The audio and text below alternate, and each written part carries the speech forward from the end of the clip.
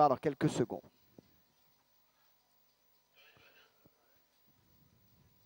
Voilà, c'est parti pour cette 8e course au programme avec un bon départ de Al Sacra qui est sollicité, tout comme Do or Dare.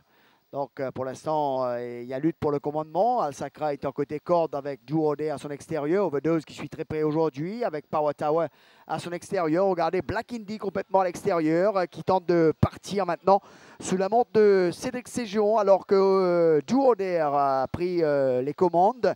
De leur sillage, il y a donc Al Sacra, Power Tower, Overdose. Ensuite, il y a Cadence Pride.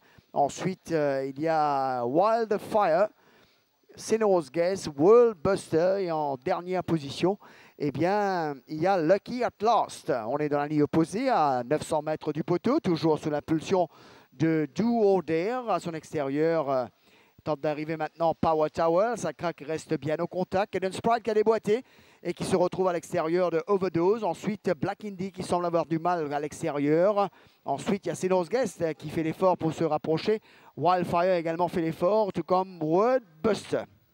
Les chevaux vont accrocher la roue du gouvernement dans quelques foulées, toujours sous l'impulsion de Do or Dare avec eh bien, Al Sacra, Power Tower qui est lancé maintenant, tout comme Cadence Pride. Eh bien, Do or Dare a pris le large, mesdames et messieurs. Il faudra venir le chercher, Do or Dare, avec à l'arrière Power Tower qui tente de faire l'effort. En plein ligne droite finale, Do or Dare qui repart de plus belle maintenant, lancé par l'apprenti Sunaram.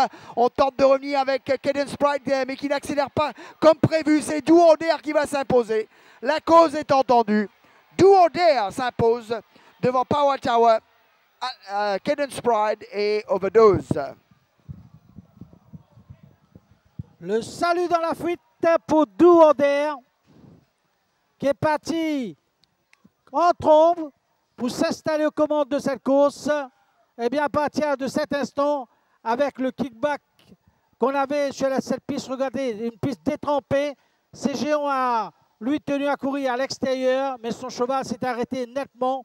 C'est difficile de revenir sur une piste pareille. Regardez, Cadence Pride aura beau essayer de revenir sous la cravache de Pierre Kronhofer, mais il ne rattrapera pas Do or Dare et même pas Power Tower qui termine à la 2e place.